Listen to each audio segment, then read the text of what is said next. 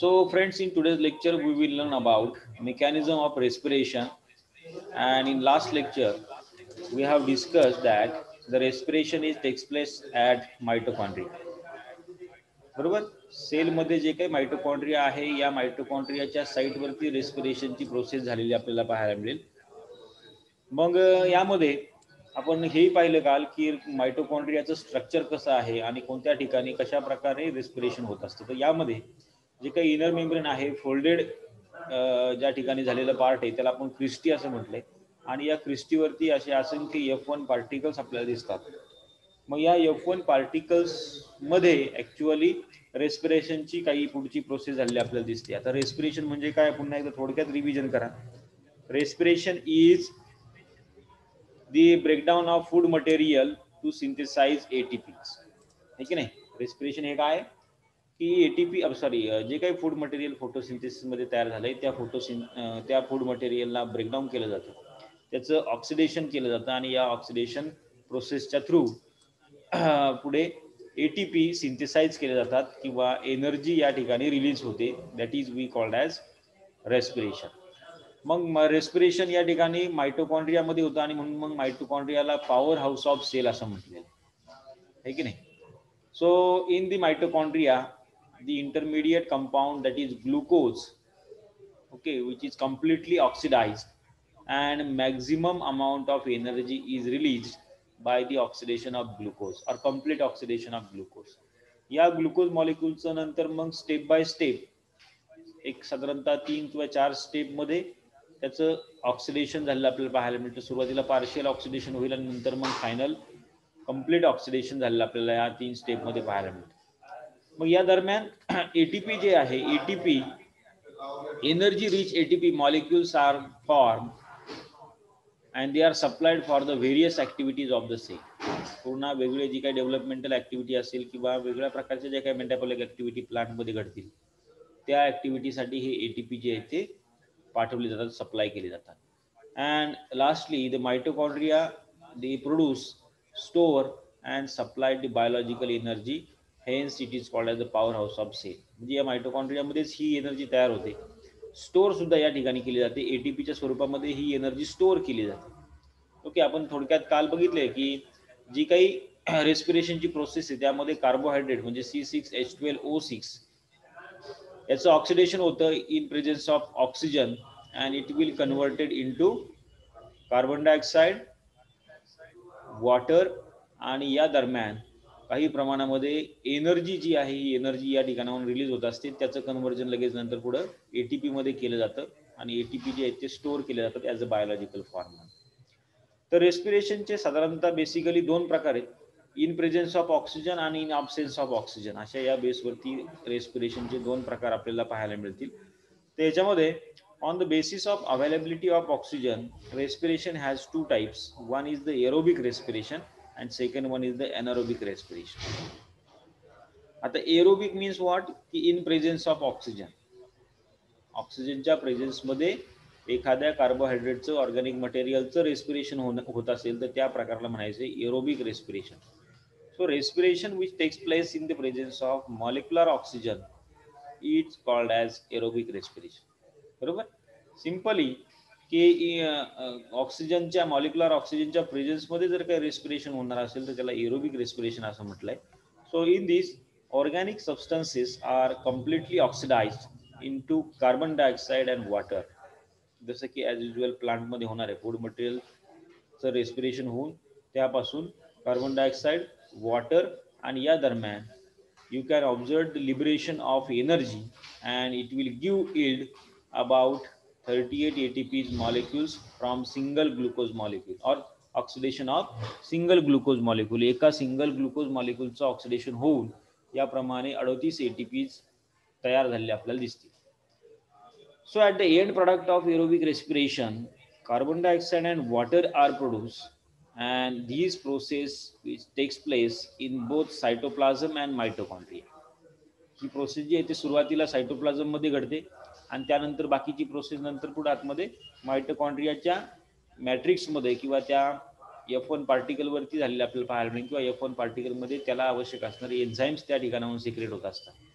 So overall These reaction of aerobic respiration is like this reaction in which carbohydrate C6H12O6 plus they reacts with oxygen, molecular oxygen, so 6 molecules of oxygen, and they will produce 6 molecules of water plus 6 molecules of carbon dioxide and 38 ATPs they have generated. तर हा एक प्रकार आहे aerobic रेस्पिरेशनचा. दुसरा एका प्रकारे respiration होतं in absence of oxygen.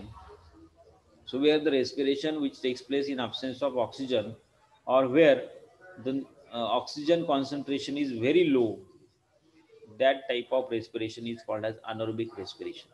आता हे anaerobic respiration ऍक्च्युली होतं कुठं पहा, फर्मेंटेशन प्रोसेसमध्ये आपल्याला हे anaerobic respiration पाहायला मिळतं. पूर्णपणे क्लोज चेंबर असेल आणि या क्लोज चेंबरमध्ये जे काही कार्बोहायड्रेट आहे त्या कार्बोहायड्रेटचं ब्रेकडाऊन केलं जातं आणि त्यापासून मग काही वेगळ्या प्रकारचे ऑर्गॅनिक ऍसिड्स त्याच्यामध्ये तयार झालेले आपल्याला पाहायला मिळतात. So in these, organic substances is completely oxidized and instead of carbon dioxide and water, here the certain other compounds like ethanol, lactic acid are produced. बरोबर, काही वेगळ्या प्रकारचे हे कंपाऊंड या ठिकाणी तयार होतात, ते सुद्धा व्हॅल्युएबल कंपाऊंड आहेत.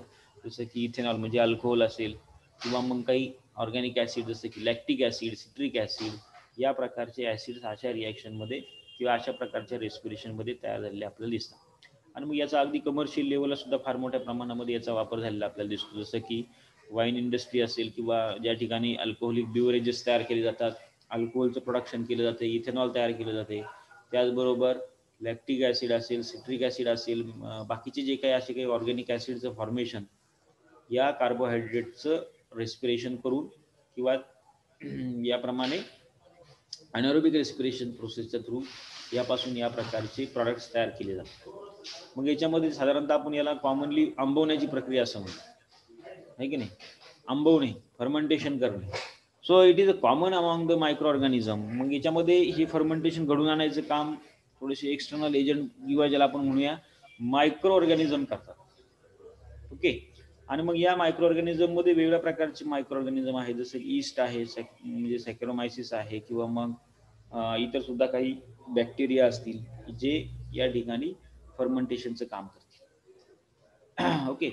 So in this you can observe the carbohydrate, that is C6H12O6, they are oxidized, they are converted into 2C2H5OH, म्हणजे हे काय इथेनॉल प्लस कार्बन डायऑक्साईड आणि प्लस काही प्रमाणामध्ये, खूप मोठ्या प्रमाणामध्ये पुन्हा या ठिकाणी सुद्धा एनर्जी रिलीज होत असते आणि त्याचं पुन्हा कन्व्हर्जन एटीपी मध्ये केलं जातं. हीटच्या स्वरूपामध्ये ही एनर्जी बरीचशी काही बाहेर पडेल आणि त्यातली काही एनर्जी जी आहे ती एटीपी मध्ये कन्वर्ट होते. तर अशा प्रकारे हे दोन प्रकारचं रेस्पिरेशन आहे. त्यापैकी पहिलं जे एरोबिक रेस्पिरेशन आणि अनारोबिक रेस्पिरेशन यातला थोडक्यात आपण पुन्हा एकदा डिफरन्स काय आहे तो समोरासमोर एकदा पाहून घेऊ. तर याच्यामध्ये aerobic respiration which takes place presence of molecular oxygen, ठीक आहे नाही. एरोबिक रेस्पिरेशन हे कधी होणार आहे, in presence of molecular oxygen ज्या वेळेला प्रेझेंट असेल त्यावेळेलाच होईल. and in anaerobic respiration you can observe it takes place in absence of molecular oxygen, है की नाही. तर यामध्ये सेकंड डिफरन्स आपल्याला असं सांगता येतो,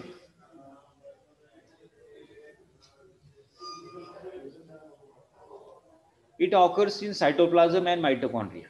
एरोबिक रेस्पिरेशन जे आहे हे एरोबिक रेस्पिरेशन सायटोप्लाझम आणि त्याचबरोबर मायटोकॉन्ड्रियामध्ये झालेलं आपल्याला त्या साईटवरती झालेलं आपल्याला पाहायला मिळतं. पण अनारोबिक रेस्पिरेशन जे आहे it occurs only in the cytoplasm, where mitochondria are not responsible for that anaerobic respiration. त्यानंतर तिसरा डिफरन्स आहे, it is common to all plants, right. Aerobic respiration जे आहे, aerobic respiration it is common to all plants. And this anaerobic respiration, it is rare and found in certain microorganisms only, or in presence of certain microorganisms only, किंवा ज्याला आपण fermentation असं म्हणणार. चौथा आपला difference असं सांगता येईल की the end product of the aerobic respiration is carbon dioxide. Okay. While in anaerobic respiration the end product is ethyl or that type of organic acid and water. इकडे चुकलंय थोडंसं. इकडे अल्कोहोल आले, हे अल्कोहोल इकडे पाहिजे एनारोबिक रेस्पिरेशन मध्ये. इकडे carbon dioxide आणि वॉटर आहे एंड प्रॉडक्ट एरोबिक रेस्पिरेशनचं. आणि एनारोबिक रेस्पिरेशनचं पल्लवी लेक्चर जॉईन करा.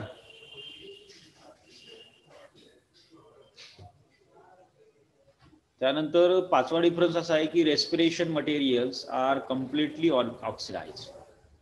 जे काही रेस्पिरेटरी मटेरियल आहे यामध्ये जसं की कार्बोहायड्रेट असेल किंवा जे काही ग्लुकोज आहे याचं पूर्णपणे या ठिकाणी ऑक्सिडेशन केलं जातं एरोबिक रेस्पिरेशन मध्ये. ओके. पण अनारोबिक रेस्पिरेशन मध्ये respiratory materials are not somewhat completely oxidize. Then in aerobic respiration no toxic substances are produced. कोणत्याही प्रकारचे टॉक्सिक सबस्टन्स या ठिकाणी प्रोड्यूस होत नाही एरोबिक रेस्पिरेशन मध्ये. मात्र एनारोबिक रेस्पिरेशन मध्ये काही टॉक्सिक सबस्टन्सेस लाईक अल्कोहोल किंवा त्या प्रकारे सबस्टन्सेस तयार झालेले आपल्याला या ठिकाणी दिसतात. So it goes on through out the process. Aerobic respiration is गोन on throughout the process, while anaerobic respiration it occurs for a temporary phase of life. काही ठराविक सिच्युएशनलाच आपल्याला अनारोबिक रेस्पिरेशन झालेलं पाहायला मिळतं. जसं की समजा आता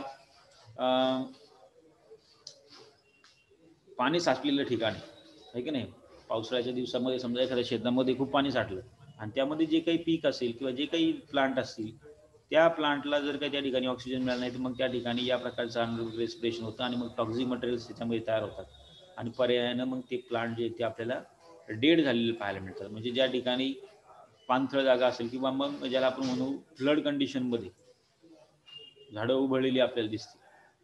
lastly you can observe in aerobic respiration 38 ATP molecules are formed by the complete oxidation of one single glucose molecule.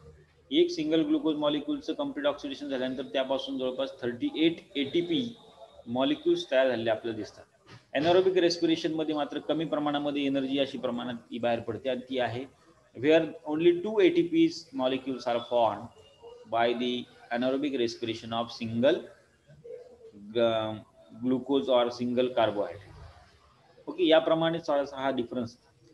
आता यानंतर आपल्याला पुढे जाऊन बघायचं आहे की एरोबिक रेस्पिरेशन जे आहे एरोबिक रेस्पिरेशन प्लांटमध्ये कॉमन आहे की ज्या एरोबिक रेस्पिरेशन मध्ये जे काही कार्बोहायड्रेट आहेत ग्लुकोज आहे याचं ब्रेकडाऊन केलं जाईल, ऑक्सिडेशन केलं जाईल आणि त्यापासून कार्बन डायऑक्साईड, वॉटर आणि महत्त्वाचं म्हणजे एनर्जी जी काही रिलीज होते त्यातनं ती एनर्जी रिलीज झालेली एनर्जी जी आहे ती या ठिकाणी एटीपीच्या स्वरूपामध्ये ट्रॅप केली जाते. एटीपी तयार होतात आणि ते पुन्हा त्या ठिकाणी स्टोअर केले जातात आणि नंतर पुढच्या ज्या ज्या ठिकाणी प्रत्येक ठिकाणी आवश्यकता आहे एनर्जीची त्या त्या ठिकाणी हे एटीपी जे आहे हे एका ठिकाणी दुसऱ्या ठिकाणी वाहून नेले जातात आणि त्याचा वापर त्या ठिकाणी एनर्जी रिच कंपाऊंड म्हणून केला जातो. सो एरोबिक रेस्पिरेशन जी आहे या एरोबिक रेस्पिरेशनची प्रोसेस जर आपण पाहिली, so the process of aerobic respiration it is completed into 4 major steps. 4 महत्त्वाच्या स्टेप्स मध्ये ही एरोबिक रेस्पिरेशनची प्रोसेस पूर्ण होते आणि त्या ठिकाणी ग्लुकोज असेल किंवा कार्बोहायड्रेट जे असेल त्याचं या ठिकाणी पूर्णपणे कंप्लीट ऑक्सिडेशन झालेलं आपल्याला पाहायला मिळतं. पहिली याच्यामध्ये एक मायनर प्रोसेस आहे. सुरुवातीला ऑक्सिडेशन होण्याच्या अगोदरची एक प्रोसेस आहे हायड्रोलायसिस होते. म्हणजे या ठिकाणी त्या ग्लुकोज मॉलिक्यूल सोबत किंवा कार्बोहायड्रेट सोबत वॉटर मॉलिक्यूल ॲड होतात. That is we called as hydrolysis. So in this suppose the food material are in the form of starch किंवा रिझल्ट फूड मटेरियल जे आहे हे स्टार्चच्या स्वरूपामध्ये असेल तर या स्टार्चला काय करणं आहे, ब्रेकडाऊन करणं. So it is first hydrolysed into simple sugar before it enters into the respiratory cycle. है की नाही? So the process of breakdown starts into simple sugar with addition of water molecule that is we called as hydrolysis. आणि त्यानंतर मग याचं addition झाल्यानंतर मग त्या मॉलिक्यूलचं पुढे ऑक्सिडेशन झालं आपल्याला पाहायला. आता होतं काय, आणखीन एक कॉमन एक्झाम्पल घ्या, लक्षात घ्या. आपण म्हणतो की आपण आपल्या शरीरावरती फार मोठी चरबी साठलेली आहे, काही फॅट्स साठलेले आपल्याला पाहायला मिळतात. आता हे फॅट्स म्हणजे काय, तर शरीरावरती रिझर्व केलेलं फूड मटेरियल थोडक्यात लक्षात घ्या, किंवा रिझर्व स्वरूपामध्ये स्टोअर केलेली ही एनर्जी आहे. आता हे जे काही फॅट्स जे आहेत हे फॅट जर काही कमी करायचे असेल तर पहिली गोष्ट आहे आपल्या शरीराचा भरपूर सारा एक्सरसाइज वर्कआउट होणं आवश्यक आहे. या वर्कआउटच्या दरम्यान शरीराला मोठ्या प्रमाणात आवश्यक असणारी जी काही एनर्जी आहे ती एनर्जी मग बऱ्याच वेळेला काय केली जाते, या फॅट्सचं विघटन करून किंवा या फॅटला ब्रेकडाऊन करून यापासून ही एनर्जी तयार केली जाते आणि त्यावेळेला ॲक्च्युली हे फॅट्स काय होतात, कमी होतात. हे त्याच्या पाठीमागचं मेकॅनिझम. म्हणजे चरबी कमी करायची असेल तर हा त्याच्या पाठीमागचा मार्ग आहे आणि त्याचं फिजिओलॉजिकल मेकॅनिझम असं आहे की they are simply breakdown in the process of respiration. प्रत्येकाच्या शरीरामध्ये रेस्पिरेशन होते, प्रत्येक ऑर्गॅनिझममध्ये रेस्पिरेशन झालेलं आपल्याला पाहायला मिळेल. तर पहिली स्टेप आहे हायड्रोलायसिस. मग आता दुसरी महत्त्वाची स्टेप आहे that is we called as glycolysis. पहा एरोबिक रेस्पिरेशन जे आहे ते याप्रमाणे होत असते, जसं तुम्हाला कालेमासाठी मी सांगितलं.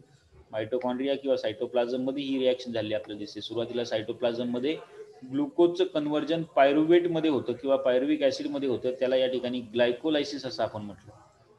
आणि मग या दरम्यान काही एटीपी तयार होतात. मग तयार झालेलं जे काही पायरुवेट किंवा पायरुविक ॲसिड आहे हे मायटोकॉन्ड्रियामध्ये मॅट्रिक्स रिजनमध्ये सिट्रिक ॲसिड सायकल किंवा ज्याला आपण म्हटलंय क्रेब सायकल, या क्रेब सायकलच्या थ्रू सुद्धा या ठिकाणी पुन्हा याचं ऑक्सिडेशन केलं जातं आणि त्या दरम्यान काही एटीपी तयार होतात. या सायकलच्या दरम्यान जे काही NADH किंवा FADH2 तयार होतात, these reducing substances are also furtherwards completely oxidized into electron transport chain किंवा टर्मिनल ऑक्सिडेशन, आणि या ठिकाणी पूर्णपणे याचं ऑक्सिडेशन होऊन ATP या ठिकाणी मोठ्या प्रमाणात तयार झालेले आपल्याला दिसतं.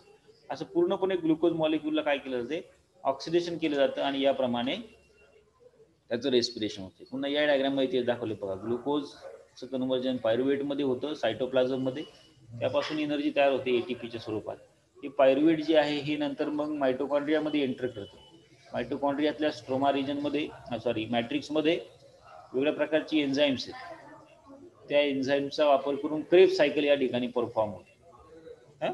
क्रेब सायकलमधून तयार झालेले बाय प्रॉडक्ट नंतर फायनली या ठिकाणी टर्मिनल ऑक्सिडेशन प्रोसेसमध्ये ऑक्सिडाइज होतात. इलेक्ट्रॉन ट्रान्सपोर्ट चेन याला म्हटलंय. मोठ्या प्रमाणामध्ये या ठिकाणी ATP तयार झालेले आपल्याला दिसते. म्हणजे 2 ATP सुरुवातीच्या स्टेजमध्ये, नंतर 2 ATP सेकंड स्टेजमध्ये आणि थर्ड स्टेपमध्ये मात्र तब्बल 32 ATP या ठिकाणी तयार झालेले आपल्याला दिसते. ओके, अशा प्रकारे ही रेस्पिरेशनचं मेकॅनिझम आहे. आता स्टेप बाय स्टेप पाहत असताना पहिली स्टेप आहे ग्लायकोलायसिस. या ग्लायकोलायसिसला EMP पाथवे असं सुद्धा म्हटलंय. कारण का, तर ह्यात EMP म्हणजे जर्मन सायंटिस्ट होते एम्डन, मेहॉर्फ आणि पॅरानास या 3 शास्त्रज्ञानं पहिल्यांदा ग्लायकोलायसिसचे जे काही रिॲक्शन आहेत, ग्लायकोलायसिसचे जे काही पाथवे आहे, हा फर्स्ट टाइम मसल सेल्समध्ये वर्कआउट होताना त्यांनी डिस्क्राईब केलेला आपल्याला दिसतो. And later on it was observe that it is common for all the organisms. सगळ्याच ऑर्गॅनिझममध्ये हा पाथवे परफॉर्म झालेला आपल्याला नंतर दिसेल. सो या ग्लायकोलायसिसमध्ये होतं काय, during the glycolysis 1 molecule of glucose is completely oxidise into 2 molecule of pyruvic acid. एक जे काही ग्लुकोज मॉलिक्यूल आहे या एका ग्लुकोज मॉलिक्यूलचं कम्प्लिटली 2 पायरुविक ॲसिडच्या मॉलिक्यूलमध्ये ऑक्सिडेशन केलं जातं, खूप ऑक्सिडाइज होतो आणि या दरम्यान NADH2 त्याचबरोबर ATP they are synthesize. Okay, मग आता याची स्टेप बाय स्टेप होत जाते, डायरेक्टली होत नाही कन्व्हर्जन. किंवा ही जी आता इथं रिॲक्शन दाखवली, glucose is converted into 2 pyruvic acid plus 2 NADH2 and plus 2 ATP are formed, but this oxidation is also carried out step by step. So first step is phosphorylation होते. काय होते, phosphorylation होतं. Glucose firstly converted into glucose 6 phosphate. इथे दाखवलं बघा चार्टमध्ये तुम्हाला. पहिल्यांदा हे जे काही ग्लुकोज आहे हे ग्लुकोज त्याचं फॉस्फोरायलेशन होतं. फॉस्फोरायलेशन म्हणजे या ठिकाणी ATP युटिलाइज केले जातात, ATP वापरले जातात आणि ATP वापरून या ठिकाणी याचं कन्व्हर्जन होईल ग्लुकोज 6 फॉस्फेटमध्ये in presence of hexokinase enzyme. Okay, त्यानंतर सेकंड स्टेप आहे आयसोमरायझेशन. म्हणजे याचाच एक आयसोमर तयार होतो. आयसोमर तुम्हाला माहिती ना, हो तेच ना, आयसोमर आहे. मग ग्लुकोज 6 फॉस्फेटचा आयसोमर या ठिकाणी तयार होईल फ्रुक्टोज 6 फॉस्फेट, बरोबर. in presence of isomerase enzyme. So second reaction we called as isomerization. मग या isomerization मध्ये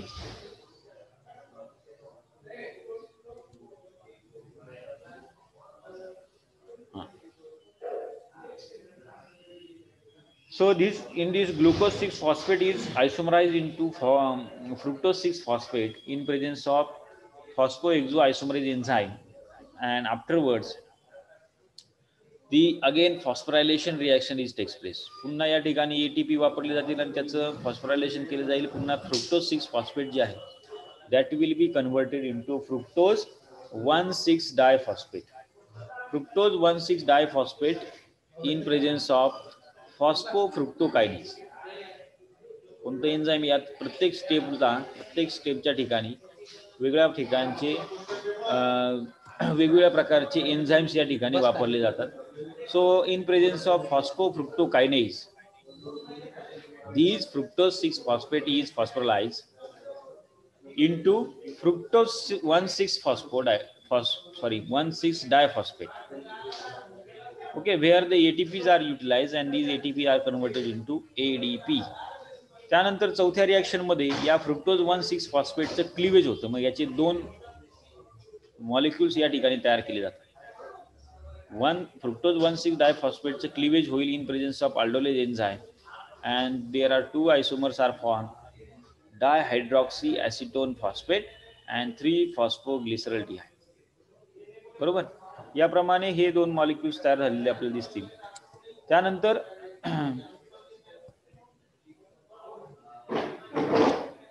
क्लिवेज झाल्यानंतर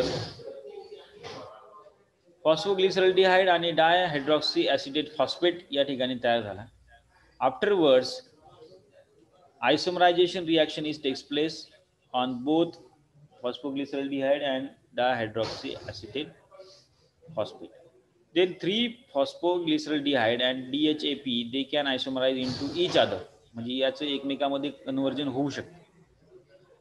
आणि मग जो काही फॉस्फोग्लिसरल्डिहाइड आहे तो फर्दरवर्ड्स पुन्हा या ठिकाणी ऑक्सिडाइज केला जातो. Dihydroxy acetone phosphate isomerize into 3-phosphoglyceraldehyde in presence of isomerase enzyme.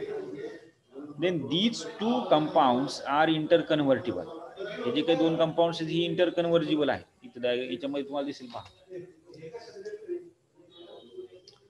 जे काही डायहायड्रॉक्सी ॲसिटोन फॉस्फेट आणि फॉस्फोग्लिसरल्डिहाइड तयार झाले, हे फॉस्फोग्लिसरल्डिहाइडचं कन्व्हर्जन या ठिकाणी डायहायड्रॉक्सी ॲसिटोन फॉस्फेटमध्ये बी होऊ शकतं आणि डायहायड्रॉक्सी ॲसिटोन फॉस्फेटचं कन्व्हर्जन या ठिकाणी फॉस्फोग्लिसरल्डिहाइडमध्ये बी होऊ शकतं. याप्रमाणे एकंदरीत साधारणतः दोन मॉलिक्युल या ठिकाणी 3-phosphoglyceraldehydeचे तयार झालेले दिसतात. आता या फॉस्फोग्लिसरल्डिहाइडचं पुन्हा या ठिकाणी काय होणार आहे, फॉस्फोरायलेशन दिसेल. म्हणजे पहा किती वेळा फॉस्फोरायलेशन होते. म्हणजे या ठिकाणी पुन्हा एटीपी वापरल्या जातात. Okay, so then in triose phosphate dehydrogenase, triose phosphate डिहायड्रोजनेजच्या प्रेझेन्समध्ये 3-phosphoglyceraldehyde is converted into 1,3-diphosphoglyceric acid. So in this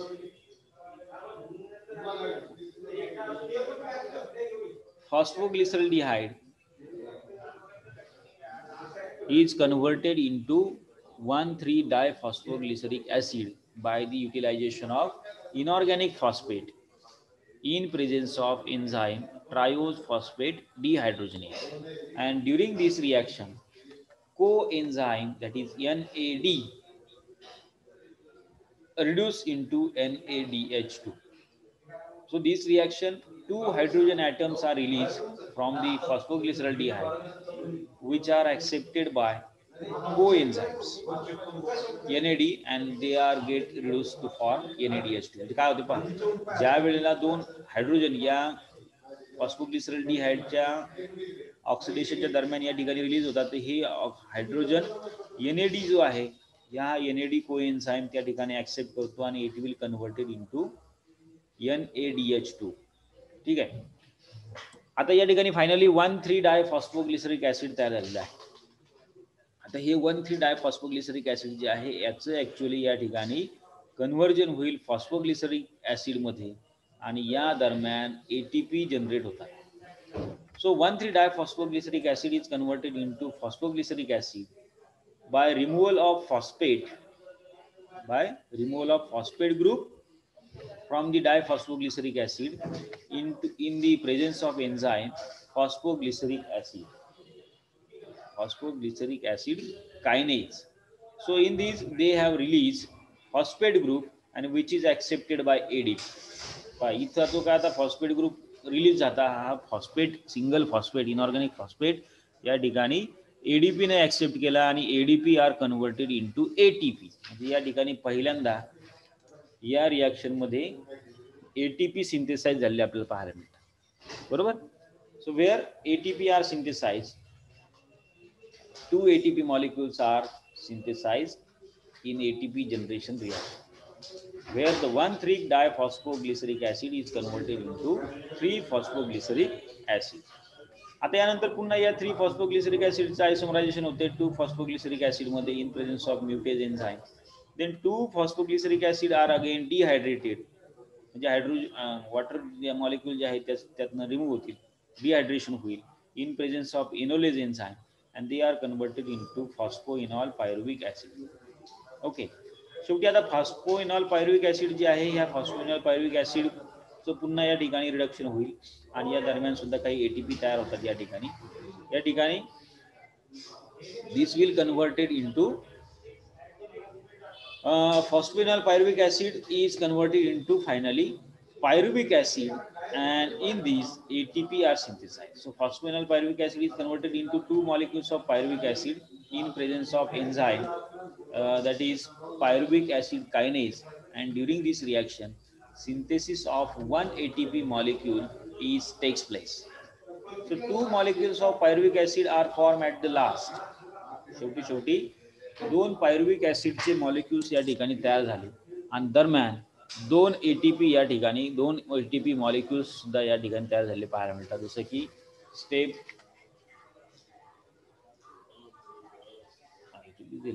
step 1 आणि 3 नाही आहे. इथली स्टेप येते step number 7 and step number 10. या एटीपी जनरेशन फेज मध्ये एक एटीपी मॉलिक्युल्स या ठिकाणी तयार झालेला आपल्याला दिसतो. सो इन अँड फायनली या दरम्यान या ग्लायकोलायसिसच्या दरम्यान काही ठिकाणी एटीपी वापरल्या जातात आणि काही ठिकाणी एटीपी तयार होतात. पहा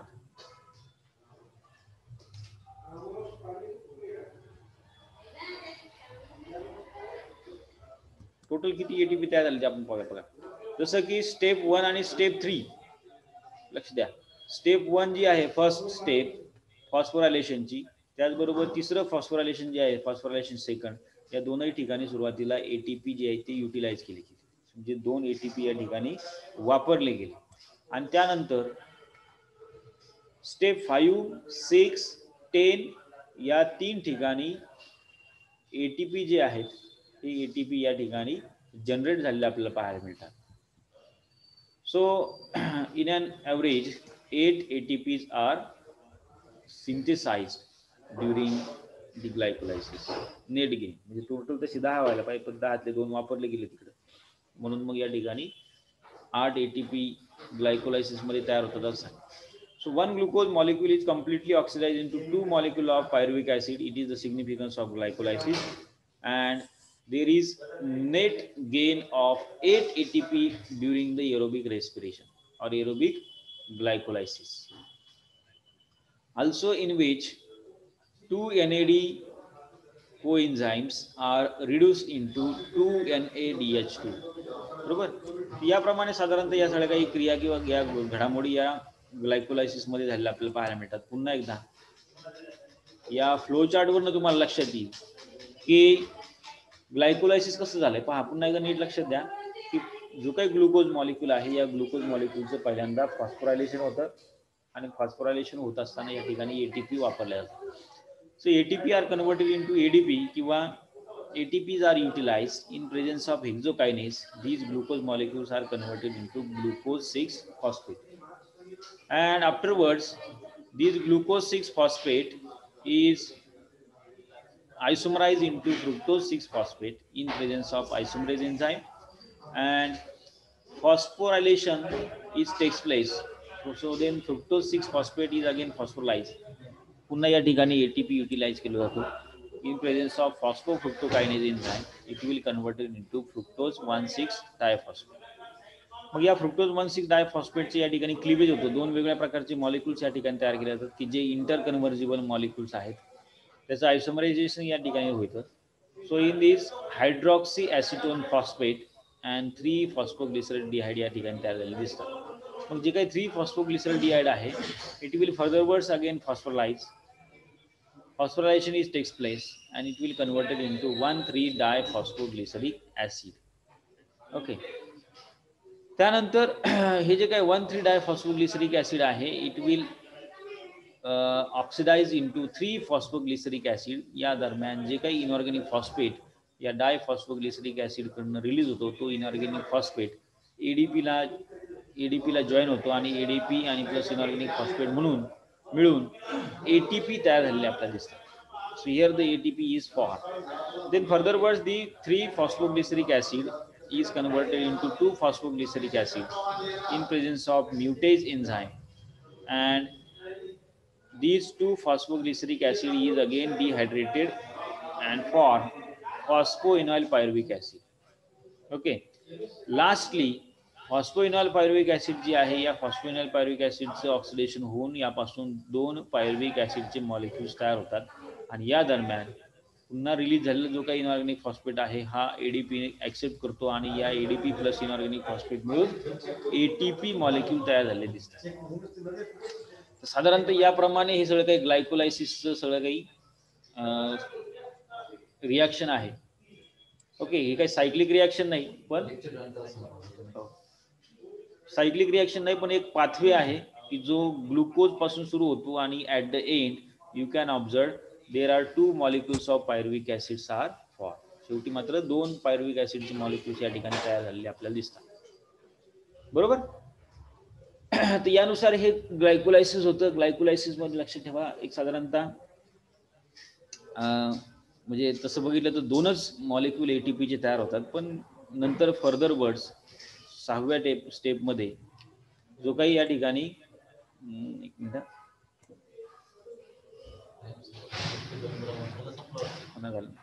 एक 3 मिनिट राहिले आणखी. याच्यानंतर केमिस्ट्रीचं लेक्चर बरं का रे. केमिस्ट्रीच्या लेक्चरला जॉईन करा सर्वांनी.